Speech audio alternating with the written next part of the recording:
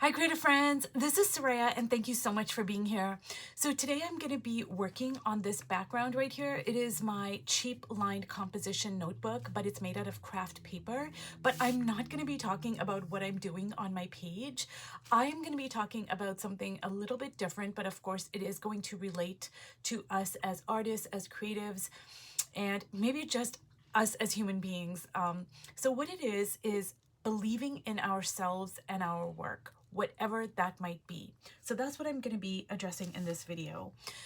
Now, basically the question is, how do we value our work and give it the meaning and gravitas that we need as fuel to create the work in the first place? Like, how do we create that strong foundation? Because the truth is, if we don't believe in our work, we're not going to stick with it long enough to actually make it. So I wrote some notes and I pinned it up on my window above my work table over here. So I'm going to try to stick to my points and not ramble on incessantly like I tend to do. Okay, so number one, we need to define the why. Now, this can be whatever we want it to be. Remember, you are the creator. It doesn't have to be deep at all. It can simply be because it makes me happy, because it makes me calm, because it fills my heart with joy. It makes me feel better. It does not have to be a multi-layered ideology. Now, it can encompass many layers, such as, I want to express my emotions, my ideas, I want to tell stories, etc. But knowing your core motivation is going to help you. It is going to help you trust yourself that your voice matters because it's rooted in authenticity. It's coming from a real, meaningful place. So I'm just going to share a brief story here. And I made another video about this, like how I started art journaling. So I was, I had a diary. I've always been kind of a writer. And I had a diary that morphed into art journaling. Now, at this time, I was about 14 years old, roughly. And, there was no internet. I didn't know art journaling was a thing. And it wasn't anything elaborate at all. It was just simply a diary that kind of turned into sketches and doodles and a little bit of color here and there, etc. So the reason why I stuck with it is because it made me feel better. That was it. It was my safe space. And I always say that my little diary / journal was my very first art studio. It was a portable art studio because, I had to take it with me everywhere because, the family I came from, they did not respect boundaries. I was in a very, very highly abusive situation, and I started art journaling as a way to kind of make sense of my experiences, and it gave me control over my internal world because I really didn't have control over anything that was going on outside of me. And at this time, I didn't know any of that. I didn't have the words for that. Now, in retrospect, I can say, oh yeah, that's what was going on. But it was authentic. It was true, it was real, and that's why I kept on coming back to it, because it was rooted in authenticity. So I'll give you another example to illustrate this point better. So just say that I started art journaling to impress somebody. Just say, I was like, oh, I want to start art journaling just because, I want to impress this person because I want them to think that I'm really creative or whatever. Okay, that's not going to hold me. That might get me from a, point A to a very short point B, but it's not going to sustain me because it's not rooted in authenticity. Whereas, the fact, like, when I was 14 and I started working in my journal, I was like, it just makes me feel better. This is my safe space. So I kept on going back to it all the time, multiple times a day, because it was rooted in the truth. So number two, create imperfect work on purpose. So give yourself permission to create without judgment, to fail spectacularly, to fail often, to make mistakes, to let go of perfectionism and focus on the joy of making. A lot of times we might view something as a failure or it's so ugly, but that is what gives us our own unique creative fingerprint. And, you might look back on these things and you might say, wow, like I really love these lines. If you are authentic to who you are, there really is no such thing as ugly or mistakes. They are just learning opportunities. Okay, number 3, reflect on your creative journey. Now, this doesn't have to be like, once a week you have to sit down and you have to like make it into a big thing. Just like maybe, every 6 months or every year, just like look back on how much has transpired, how much you've grown. Because what this does is it that's the life force. So when I started journaling in my teens to escape and, escape actually just mentally, emotionally from my abusive family situation, the seeds of the where and the how and the why I started are in every single art project, page, art journal, canvas, anything that I create. The seeds of that are in their present day. I don't even have to think about it, actually. It is just there because it is rooted in truth. It is rooted in authenticity, and it gives me my juice. Number 4, create in community. Now, what I mean by that is, okay, you don't have to show your work online if you don't want to. Sure, that's one avenue. But when you create in community, do it with a sense of not competing.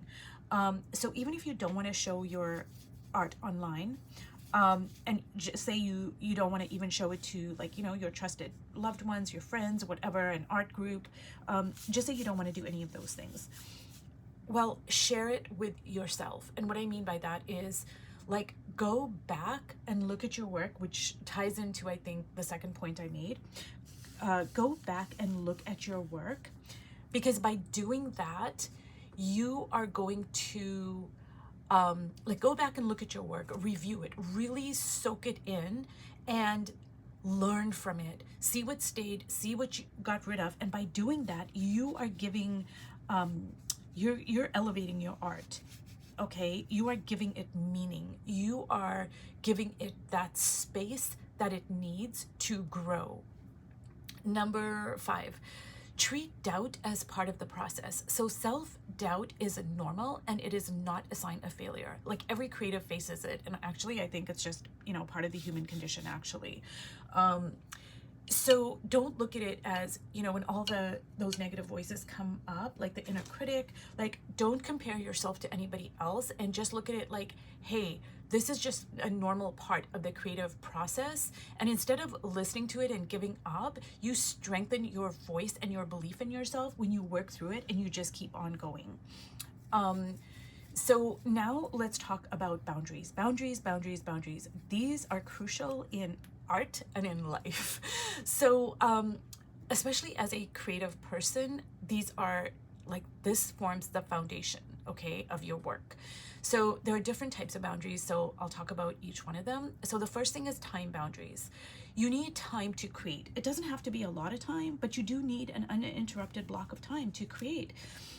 So even if it's like 15 or 20 minutes, you need to have a block of time where you say, like, nobody can disturb me. Like, you just can't. Now, of course, if you have really young children, and it's a safety issue, then obviously you cannot do this. But, maybe when they are not at home, you can block off like 20 minutes, a half an hour, an hour, where you are just setting that time aside for yourself. And Dr. Clarissa Pinkola Estes talks about this a lot in Women Who Run with the Wolves, but also in her audiobooks. And she obviously talks about it from the perspective of women and, under toxic patriarchy, and women's work, what we consider to be women's work, which is housework, which is, raising children, etc. All that is considered to be women's work. Well, that is a never-ending abyss, I guess, a void of never-ending stuff to do. Like, it's never going to be done, okay? And so we have to set those boundaries, because just say, like maybe tonight, everybody needs to have a can of soup for dinner, and that's just the way it's going to go down. Or maybe the laundry isn't going to get done, or maybe you're going to tell your partner, hey, you need to do the laundry tonight or for the next month, or whatever it is. My point is, we need to set very firm boundaries around our time, because you need time to create. even if it's a short amount of time. Like Toni Morrison, for example, when she wrote her first novel, she was working a full-time job. She was a single mom of two very young children, and she would get up at like, 4 o'clock in the morning, and she would stay up until like, 1 o'clock at night writing. And so she only got like 2 or 3 hours of sleep until she got that book published. So that's just another example that, is just off the top of my head. So we do need uninterrupted time to create. Now, the second boundaries I want to talk about is emotional boundaries. We have to separate our work from our worth as a human being. Your art is an extension of you, but it's not you. So you guys, I used to be really bad about this, and it's actually so embarrassing, but I'm going to talk about it. And this was a long time ago, thankfully, but I didn't expect this from strangers. But if somebody was in my life on a personal level, like say I'm in a relationship or, a friendship or whatever, if somebody did not like my art, like if they didn't understand my art, or if they even said something to me that hurt my feelings, like I would totally put my worth as a human being into my work. So we need to be able to accept feedback, but don't let it define your value. So number 3 is creative boundaries. So we need to protect our voice, because too much outside influence can dilute your voice. And I'm going to talk about this amazing masterclass in what I'm talking about in a Toni Morrison interview. So Toni Morrison, of course, is, the queen of the world. She is the Pulitzer Prize winner. She's won the Nobel Prize in Literature. And I mean, she is just the brilliant, the one and only, the phenomenal Toni Morrison. She is just the queen of all the worlds, okay? Anyways, so she was doing an interview, and I'm going to leave a link to this interview because it is well worth you watching, because the interviewer was trying to steer Toni Morrison and violate her creative boundaries by asking her questions like, well, do you ever think that you might write for this sort of audience? And do you ever think that you might do this and you might do that? And why aren't you doing this? And blah, blah, blah. Now, honestly, the interviewer was a woman, but her question was not only rooted in misogyny, but it was just stark, blatant racism. And it's so obvious. Now, Toni Morrison, what she did is first of all, she identified what was going on, and she just, with the cleanness of a surgeon using a scalpel, she just cut to the quick of what was going on, and she called a woman out on her stuff in a way that only she can, with all her dignity, all her brilliance, all her just her magic, okay? And she protected her creative boundaries. So you guys, this interview that I'm talking about, it absolutely 100% illustrates how we protect our creative boundaries. Now, the fourth type of boundary I want to talk about is our personal boundaries. You don't owe access to everyone. Like, some people might feel entitled to your process, your time, your art, your vision, your voice, but they're not. They're not entitled to that, you guys. They just are not. So when I had an art show in Edmonton, this was many, many years ago, and the art show was talking about violence against women in the Indian community. It's a huge problem. It's kind of almost the norm, really. And I talked about, the violence and also avenues for empowerment.